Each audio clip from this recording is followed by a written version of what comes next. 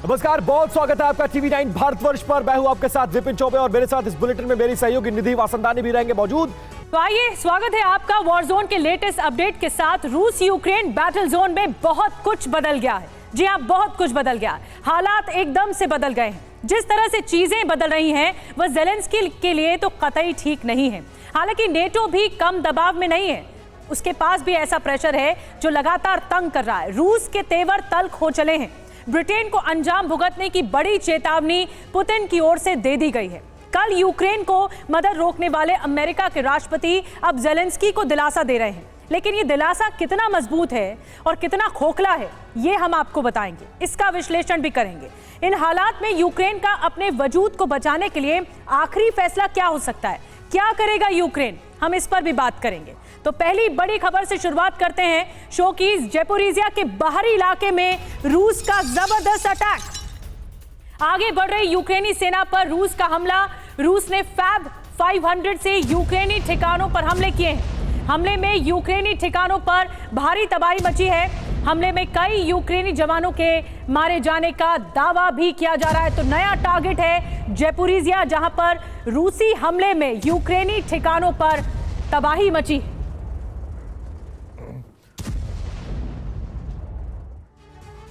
और एक और बड़ी खबर आ रही है, उसका रुख कर लेते हैं। रूसी शहर को एक बार फिर से निशाना बनाने की कोशिश की गई है।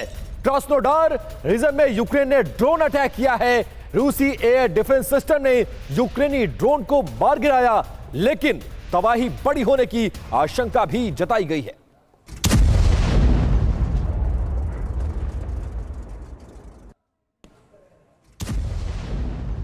और एक और ब्रेकिंग न्यूज आपको बता दें जल्दी से। रूसी कब्जे वाले डोनेस्क में आमने सामने की जंग चल रही है। रूसी किलेबंदी पर यूक्रेनी फोर्स का हमला। यूक्रेनी सैनिकों ने कई घंटे की गोलाबारी की है। कई घंटे चली गन फाइट में यूक्रेनी सैनिक भारी पड़े।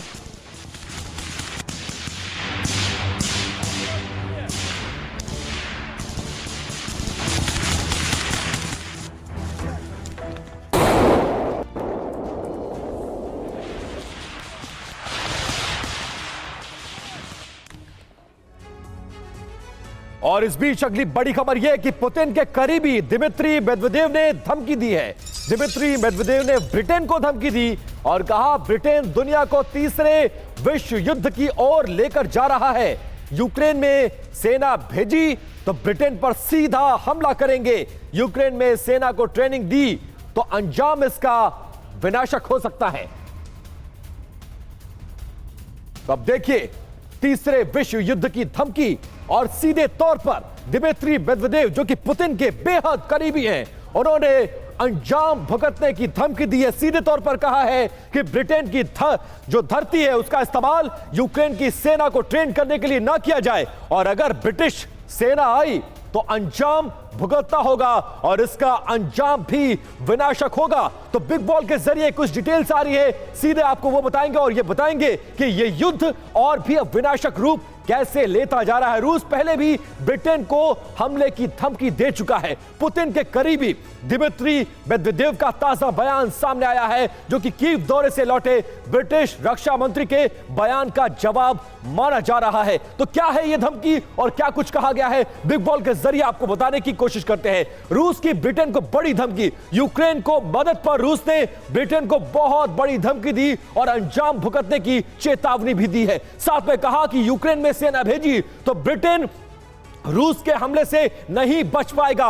ब्रिटेन दुनिया को तीसरे विश्व युद्ध की ओर ढकेलना चाहता है। ब्रिटेन के रक्षा मंत्री ने यूक्रेन में सेना भेजने की बात कही थी और उसके बाद यह जवाब दिया गया है। ज़ेलेंस्की की सेना को यूक्रेन में ही ट्रेनिंग देने की योजना बनी थी। यूक्रेन को सैन्य मदद को लेकर पहले भी एटमी धमकी दे चुका है रशिया और रशिया के करीबी मुल्क, और उसके बाद दिमित्री मेदवेदेव के इस बयान को बहुत ही गंभीरता से लिया जा रहा है और माना जा रहा है कि इस धमकी के बाद कहीं ना कहीं तनाव बढ़ सकता है। इसी मुद्दे पर करेंगे चर्चा, क्योंकि पुतिन का अश्वमेध जो है वो चलता जा रहा है, बढ़ता जा रहा है, और यह चेतावनी कि अगर कोई किसी में अगर दम है तो रोक कर दिखाए। इसी मुद्दे पर करेंगे चर्चा। मेहमानों का एक बड़ा पैनल हमारे साथ है, उसका परिचय आपसे कराते हैं। ब्रिगेडियर रिटायर्ड संदीप थापर, जो कि रक्षा विशेषज्ञ के तौर पर हमें ज्वाइन कर चुके हैं। महेश सचदेवा सर भी हमें पूर्व राजदूत जो कि वो भी स्टूडियो में आ चुके हैं, और कमांडर अतुल भारद्वाज वो भी इस वक्त स्टूडियो में मौजूद है। थापर सर, शुरुआत आपसे करना चाहूंगा, इस धमकी को कितनी गंभीरता से लेना चाहिए, और क्या ब्रिटेन आपको लगता है कहीं से भी कि अपनी धरती का इस्तेमाल यूक्रेन को करने देगा इस युद्ध में? देखिए, इंटरनेशनल रिलेशंस में जैसे मैं समझता हूं, आप जब भी कुछ कहते हैं तो बड़ा फूंक फूंक के बोलना पड़ता है, और ये स्टेटमेंट कैसे ब्रिटेन से आई है और उसको मिस इंटरप्रेट करने का मौका दिया गया है रशिया को। और रशिया जायज़ है अगर वो कहता है कि कोई और देश, अगर हमारी लड़ाई यूक्रेन के साथ चल रही है, अगर और कोई देश आएगा तो वो ऐसे समझाया जाएगा कि हमसे लड़ रहे हैं, तो फिर हम जस्टिफाइड होंगे उस पे अटैक करने में या जवाबदाही में। तो करेक्ट है मेदवेदेव का रिस्पांस, रशिया का रिस्पांस मेरे हिसाब से बहुत करेक्ट है।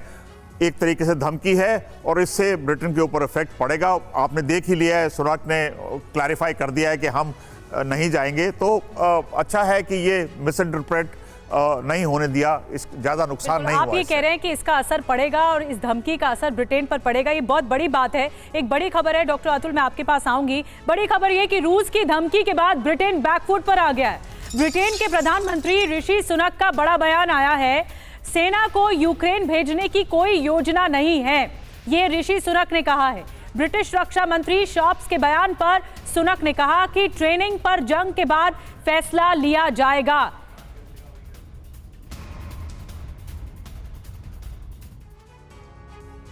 और अगली बड़ी खबर, खेरसोन में यूक्रेनी सैन्य कमांड पोस्ट पर रूस ने बड़ा हमला बोला है। रूसी हवाई हमले से दहला है यूक्रेनी सैन्य ठिकाना। मिसाइल हमले के बाद जोरदार धमाका हुआ। हमले में यूक्रेनी ठिकाना जलकर पूरी तरह से खाक हो गया, और इसका वीडियो भी हम आपको आपके टेलीविजन स्क्रीन पर दिखा रहे हैं। कितना बड़ा हमला है और यूक्रेन को इसमें कितना बड़ा नुकसान हुआ है।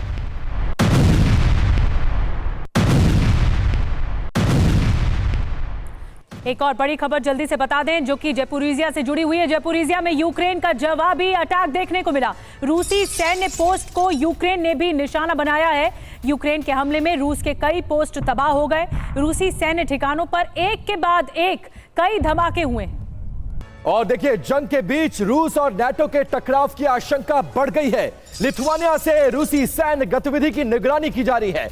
रूस पर नजर रखने के लिए नाटो ने सर्विलांस जेट भेजे हैं, और इससे पहले रोमानिया में भी 4 F-16 फाइटर जेट्स को तैनात किया गया था, जो कि रशिया पर नजर रखेंगे। ये वो तमाम देश हैं जो बाल्टिक देशों में जिनकी काउंटिंग होती है। लिथुआनिया में अब लिथुआनिया के जरिए रशिया पर नाटो नजर रख रहा है, और इस बात को लेकर बहुत ज्यादा तनाव बढ़ता हुआ दोनों मुल्कों में नजर आ रहा है। तो सीधे सीधे शब्दों में कहा जा रहा है कि जो रूसी दुस्साहस हो रहा है उस पर नेटो की पूरी नजर है। क्या किया गया है नेटो की तरफ से, एक्शन क्या लिया गया आपको बताते हैं। किस जेट की तैनाती? लिथुआनिया में अवाक्स जेट की तैनाती की गई है, AWACS। अवाक्स से होगा क्या, अब ये भी जान लीजिए। रूसी जेट मिसाइल की निगरानी आसानी से हो सकेगी अवाक्स के जरिए।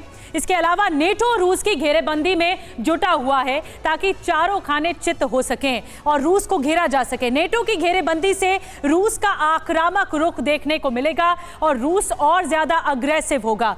ये युद्ध पर असर क्या पड़ेगा, हम आपको ये बता रहे हैं। तो क्या नेटो की नजर किस पर है? डॉक्टर अतुल भारद्वाज जी, माफ कीजिएगा, आपके पास आ रही हूं मैं। क्या लगता है आपको कि ये जो सर्विलांस रडार लगाया गया है नेटो की तरफ से वाया लिथुआनिया, इसका असर कैसा देखते हैं आप युद्ध पर? देखिए, जो नेटो है अब उसकी घेराबंदी जो है रशिया की वो बढ़ाता जा रहा है। वो इन स्टेट्स को भी यूज़ कर रहा है। पहले पोलैंड एक सेंटर बनाया था जहाँ से कि पूरी मदद दी जा रही थी, जहाँ से मॉनिटरिंग की जा रही थी।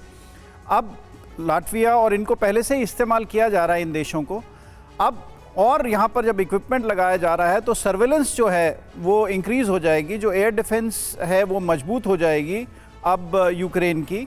तो जो ड्रोन अटैक्स हैं उस पर भी असर पड़ेगा। जो रशिया के ड्रोन अटैक्स लगातार जारी हैं, तो एक ज़्यादा प्रेशर रशिया के ऊपर, मिलिट्री प्रेशर रशिया के ऊपर बढ़ाया जा रहा है लगातार। और जो जैसे जैसे ये बढ़ाया जा रहा है, इसके साथ साथ वॉर भी एक्सपैंड होती जा रही है और ख़तरनाक होती जा रही है। अगर आप देखेंगे आज की डेट में, अगर आप देखें तो पूरी के पूरा रीजन है। अब पोलैंड हो गया, रोमानिया हो गया, आपने मेंशन किया, लातविया हो गया, लिथुआनिया हो गया, पहले इन्हीं देशों पे पहले अटैक, इन्हीं देशों पे पहले खतरा मंडराएगा और वेस्टर्न यूरोप ये भी नहीं चाहेगा कि खतरा उस पर डायरेक्टली आए। पहले अगर कहीं खतरा वॉर एक्सपैंड होती है तो पहले इन्हीं एरियाज में एक्सपैंड हो। बिल्कुल, और खतरा बढ़ता जा रहा है सर, और इसीलिए ये कहा जा रहा है कि तनाव बढ़ रहा है और जैसे जैसे दिन बीत रहे हैं वैसे वैसे बर्बादी की आशंका भी बढ़ती जा रही है। इस बीच देखिए एक और बड़ी खबर, दक्षिण के मोर्चे पर रूसी फोर्स के हमले तेज हो गए हैं। बी ग्रुप ने कैलिबर तोपों से इस बार गोलीबारी की है और बल्का तोपों से यूक्रेनी ठिकानों पर लगातार बमबारी की जा रही है। बल्का तोपों की बमबारी से यूक्रेन की डिफेंस लाइंस को बहुत ज्यादा नुकसान पहुंचा है। दक्षिण के मोर्चे पर रूस को इस बमबारी से बड़ी बढ़त मिली है।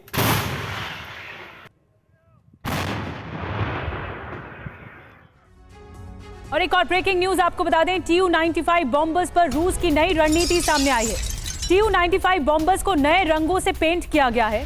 रूस के एंजल एयरबेस पर नया रूप दिया गया है। Tu-95 बॉम्बर्स को कपड़ों से ढका भी गया है।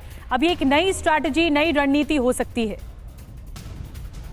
तो ये देखिए, हम तस्वीरें भी आपको बता रहे हैं जेट्स की, किस तरह से इनका पेंट बदला गया है और साथ ही जो एंजल एयरबेस है वहां पर इसे नया रूप दिया गया है। Tu-95 बॉम्बर्स को कपड़ों से ढका गया। अब इसके पीछे क्या रणनीति हो सकती है, इस पर और डिटेल में बात करेंगे। बिल्कुल, कुछ और डिटेल्स आ गई है। आखिर क्यों Tu-95 बॉम्बर्स को नया रूप और रंग देने की कोशिश की गई है, इसकी वजह क्या है, ये आपको आगे बताते हैं। रूसी न्यूक्लियर जेट का बदला रंग और Tu-95 का रंग बदलने की दो बड़ी वजह हैं। पहला, सैटेलाइट को चकमा देने की कोशिश है। दूसरी बड़ी वजह, यूक्रेनी अटैक को भटकाने की कोशिश हो सकती है। रूस के लिए यह कितना अहम हो सकता है Tu-95 बॉम्बर्स? रूसी एयरफोर्स का मुख्य युद्धक विमान है जो कि सबसे बड़ा बेड़ा माना जाता है। Tu-95 यूक्रेन के लिए कितना खतरनाक होगा, अब यह भी जान लीजिए। अग्रिम मोर्चे को तहस नहस करने के लिए इसकी बड़ी मदद ली जा सकती है। कितना घातक हो सकता है Tu-95 बॉम्बर? लंबी उड़ान भरकर न्यूक्लियर हमला करने में भी यह पूरी तरह से सक्षम है। और आप समझ लीजिए कि इस तरह की कार्रवाई करके रशिया कहीं ना कहीं यूक्रेन को एक बार फिर से घेरने की कोशिश कर रहा है। महेश सचदेवा सर जो कि हमारे साथ जुड़े हुए। सर, इस रिपोर्ट के इतर मैं आपसे सवाल यह पूछना चाहता हूं कि दो मुल्कों से, एक तो ब्रिटेन की तरफ से जो कहा गया और उसके बाद अमेरिका ने जिस तरह से यूक्रेन वॉर से अपने हाथ पीछे खींचे हैं, क्या इंपैक्ट हो रहा है डिप्लोमेटिकली? आप क्या समझते हैं, कैसे एलिब्रेट करेंगे इसको? जहाँ तक ब्रिटेन का सवाल है, इसको मैं एक काइट फ्लाइंग एक्सरसाइज मानूंगा। एक प्रपोजल बढ़ाया जाता है ब्रिटिश फौजियों को रिएक्शन का पता करने के लिए। अगर मेदवेदेव की आक्रामक जवाब ना होता तो शायद इसको इम्प्लीमेंट किया जाता, लेकिन क्योंकि आक्रामक जवाब आया, टस को टस दिया गया, तो उन्होंने पीछे हटने का फैसला किया और बताया गया कि ऐसा कोई वो ही नहीं, प्रपोजल ही नहीं। जहाँ तक अमेरिका का सवाल है, स्थिति काफ़ी पेचीदगी से पूर्ण है, क्योंकि जो उनकी फाइनेंशियल जो मैंडेट थी वो 1 अक्टूबर को ख़त्म होने वाली थी और अगर कांग्रेस अप्रूव न करती तो सरकारी जो तंत्र था वो ठप होने वाला था। उसे बचाने के लिए उनको समझौता करना पड़ा रिपब्लिकन हार्डलाइनर्स से और उनको जो समझौते के अंतर्गत उनको यूक्रेन की जो मदद की जो उन्होंने वायदा किया था 24 बिलियन डॉलर देने का, उससे वो पीछे हटे। और यही एक बहुत बड़ा नैरेटिव है कि ये बताने की कोशिश है कि हम तो आपके साथ हैं, लेकिन इनडायरेक्ट रूप में क्या वो कहना चाहते हैं इसके भी कई मायने हैं। और वॉर युद्ध से लड़ा जाता है, वॉर जो है वो दिमाग से लड़ा जाता है, ये भी आपने कहा। एक बड़ी खबर जल्दी से बता दें, यूक्रेनी मदद पर अमेरिकी राष्ट्रपति बाइडेन का बयान आया है। अब बाइडेन ने क्या कहा? किसी भी हाल में यूक्रेन की मदद नहीं रोक सकते, ये कहना है अमेरिका का। सीनेट में मदद पर विरोध के बावजूद बाइडेन का ये बयान आया है। सीनेट के सदस्यों से यूक्रेन पर सहमत होने की अपील की गई है। अमेरिकी राष्ट्रपति जो बाइडेन ने कांग्रेस द्वारा पारित फंडिंग के कानून पर हस्ताक्षर करने के बाद यूक्रेन को निरंतर सहायता प्रदान करने के महत्व पर जोर दिया, जिसमें इसकी कमी थी।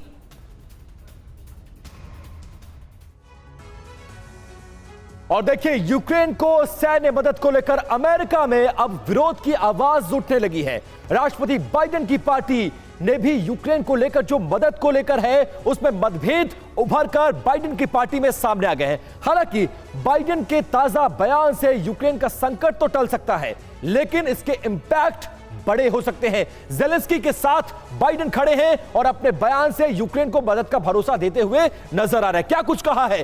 किसी भी हाल में यूक्रेन को सैन्य मदद जो कि अमेरिका देता आया है वो हम नहीं रोक सकते हैं। यूक्रेन के लोगों के प्रति हमारी प्रतिबद्धता जारी रहेगी। मतलब बेशक सीनेट में उनका विरोध हो रहा हो, लेकिन यूक्रेन को उन्होंने आश्वस्त किया है। यूक्रेन को मदद को लेकर रिपब्लिकन पार्टी के सीनेटर का बड़ा बयान सामने आया है। अमेरिकी सीनेटर लिंडसे ग्राहम ने यूक्रेन को मदद करने का समर्थन किया है और यूक्रेन की मदद रोकी तो अफगानिस्तान से भी 10 गुना ज्यादा बदतर हो जाएंगे हालात। रिपब्लिकन ने भी कभी यूक्रेन की मदद का विरोध नहीं किया है। अमेरिकी सीनेटर ने बहुत बड़ा बयान यूक्रेन की मदद को लेकर दिया है। मैं आपके पास आ रही हूँ थापर साहब, उसके बाद मैं आपके पास आऊंगी।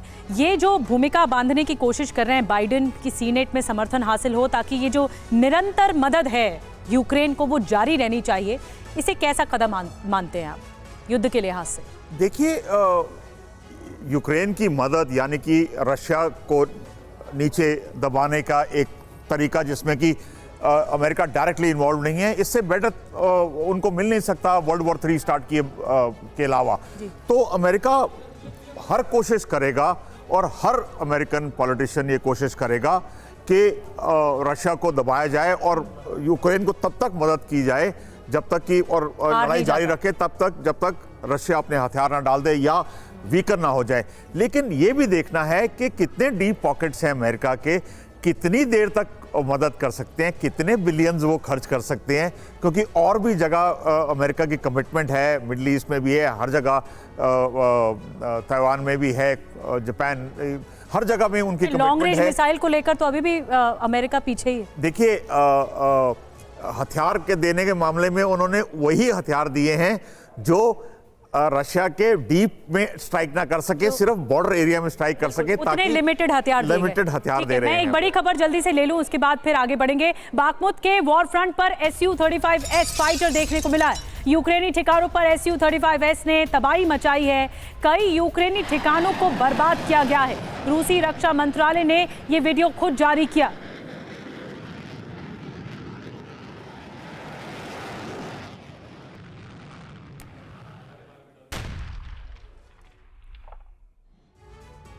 तो आप तमाम खास मेहमानों का बहुत बहुत शुक्रिया।